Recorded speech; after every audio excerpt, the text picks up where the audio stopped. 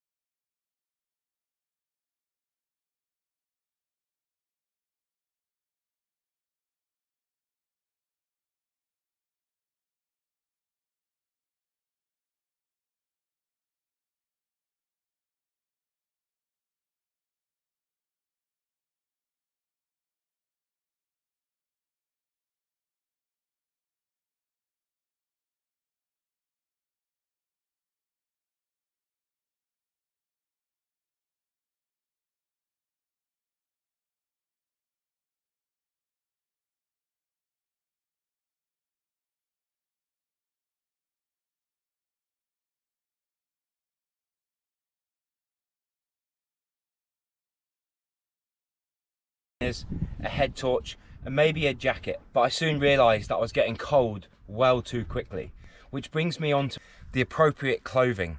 Now this can be for any type of fishing, day or night, but at night time when the temperature starts to drop off a little bit, it starts to get a little bit cooler, and if you're in the water and you're in a pair of shorts, you're not going to last long. So having the appropriate clothing when out there at night really does matter. Now, if I was in the water for a long time, what I would wear is these, my rubber Vass waders. Now, these waders are made out of a rubbery kind of material. Everyone's probably seen a pair of these, maybe not Vass. There are loads of different ones out there, but I tend to wear these green rubbery ones if I'm going to be in the drink for a few hours. These rubber ones keep me warm, not cold, and very dry. But waders I do recommend, but there's also another pair of waders that I sometimes wear depending on the terrain in which I'm fishing, and those are these breathable waders. Now, as you can see in here, they are made out of a totally different material. Very breathable, very airy. Obviously the water doesn't get into them. If I'm moving around and I'm spot to spot, flick to flick, usually wear these, but if I'm in the water, I'll use the Vass rubbers. These also come with a stocking boot which is attached, so you can either wear a pair of wellies, putting in mind that the wellies do fill up, or you can wear an actual chest waded boot, which also, I know it's not really clothing, is a bag. How many times have you been fishing at night and you put your bag down in a rock pool, it gets soaked and the water soaks up through the bottom? Now, I bought this HPA bag maybe a couple of years ago. This thing is absolutely brilliant. I'm not saying that you guys have to have one. Any kind of waterproof bag is absolutely perfect. But when you're fishing at night and you're putting your bag down, you know, you're throwing it around, maybe you're wading, you're up to here and the bottom of the bag is getting in the water, this bag's absolutely perfect, or any waterproof bag. So always make sure that your gear is totally fine, totally dry, you're dry as well, you're warm, and you're not cold. So make sure before you go out at night, you've got the appropriate clothing on, the appropriate bag, and everything will come together. Been here on this mark for like 2 minutes, and Ben's just hooked this donkey. Oh, this is a beast. This is a really nice fish. Yeah, I'm just getting some videos, man. Mate, that's a lovely bass.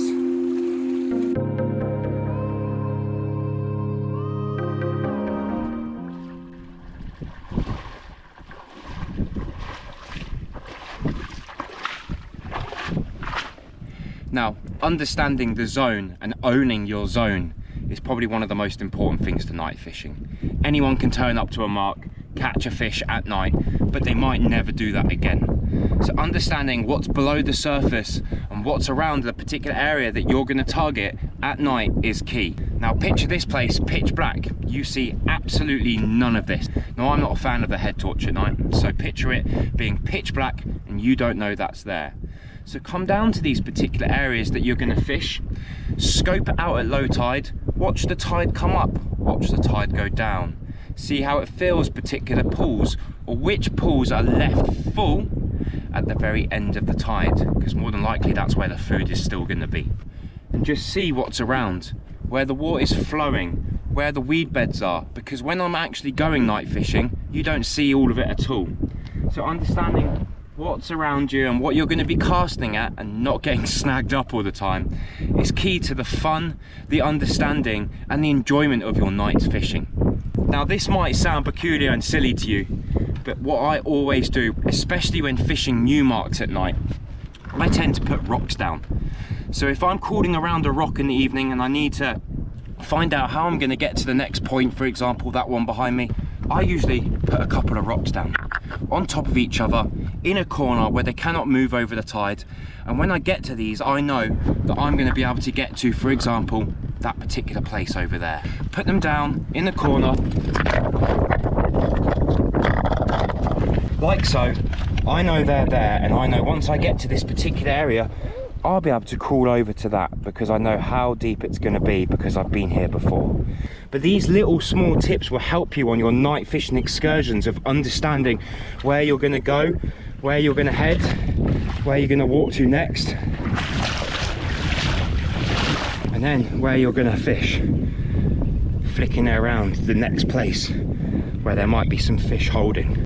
Now, like I was just talking about before, it's absolutely pitch black now. As you can see, the light has really started to fade, and in front of me you can only see these heads, which are quite far away.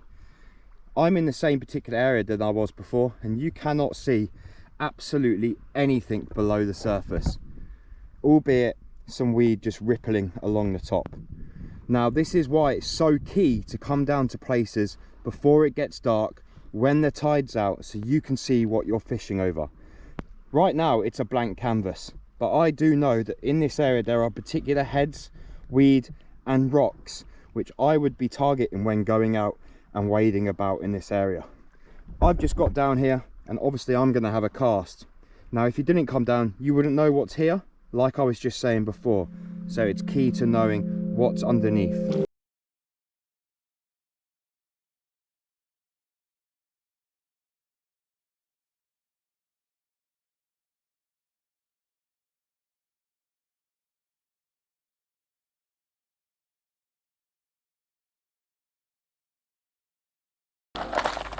Lure selection is really preference to the angler. Everyone's caught a fish on a certain lure that they love, maybe a shallow diver or something like this, a soft plastic. It really doesn't matter what you are fishing with and what you have in your lure tray or in your boxes.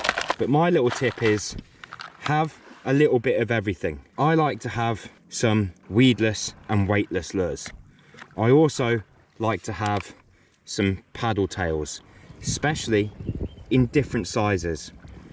This is a 15 gram, this is an 18 gram, whereas the same lure in a different color here is a 10 gram. I like to have the same lure in a lot of different sizes and different colors. I'm also a big fan of stick baits like so. The Do Live especially, the pulse tail, things like this are really good on their day, especially when I'm fishing in places where there is a little bit of current. Weightless, like so, or with a mounted weight on it. As you can see here, the Do Live has a mounted weight on the front, depending on the depth that I'm fishing or the terrain that I'm fishing over.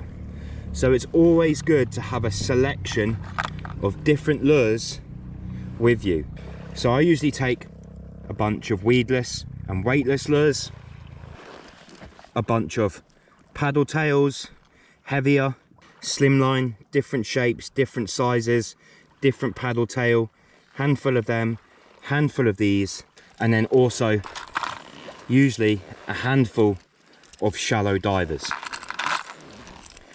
Depending on how deep you're fishing, where you're fishing on a particular mark, it's just nice to have a mix up. There's nothing worse than getting somewhere and going, I don't have one of them. So always make sure that you've got the right gear and the right lures for the situation that you're fishing. Now, light's starting to fade a little bit, so you might not see it too much. I'm going to just put on one of these sticks because I always get asked, how do you work a stick like that? I usually tend to fish these in the really weedy kind of areas like we looked at before.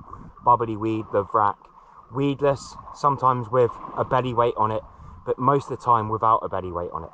And the way I'm just using these is I'm just chucking it and just winding really slow, rod tip high.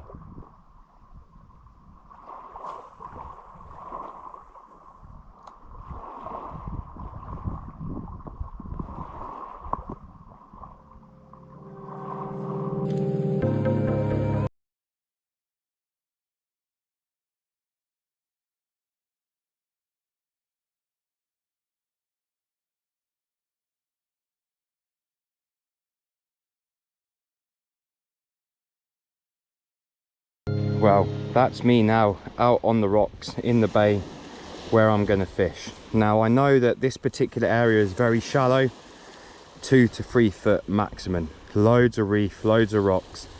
And what I'm going to do is I'm going to start with this small straight tail lure, which is going to imitate some kind of bait fish, more than likely a sand eel. And I'm just going to slowly bring this over the reefs in hope for a fish.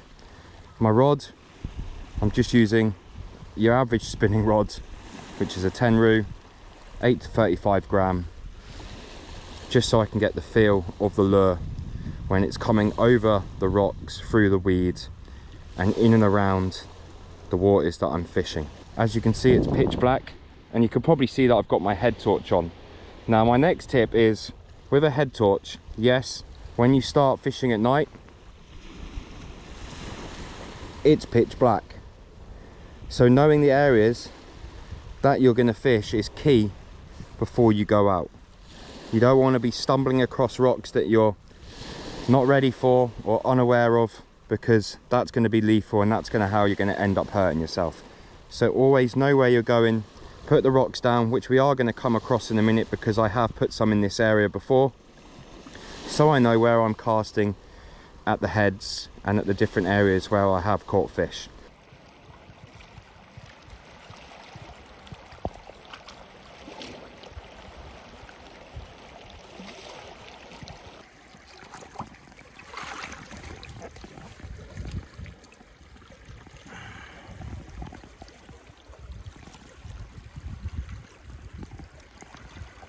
Right, I'm going to turn my head torch off, but we're ready to go. You can keep a red head torch, which I will for this little session. See if we get something. Just a little straight wind. I know you can't really see much at the moment. We'll see if there's any fish around. I've got my rod tip high, and I'm just feeling for any little takes, any little subtle takes. And I'm fishing in about 2 foot of water here, very rocky, very weedy. But I kind of know, because I've been here before, the areas where the fish tend to be or hide in this particular zone. Oh, I've got a good fish here, I think. Just got slammed.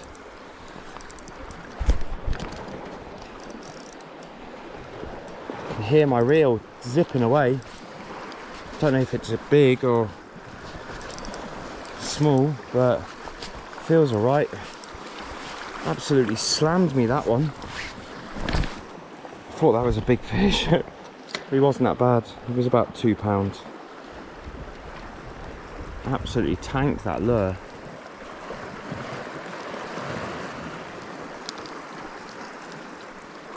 Just as my lure's just coming off the end of the reef, I can feel the reef. And when you're fishing at night, it's always good to know where you're fishing, what you're fishing over. Always look at spots before you fish them. That's my main point definitely is always have a look at where you're fishing before you go at night.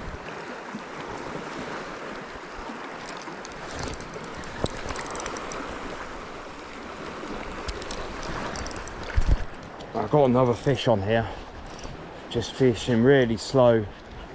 This is just a small fish.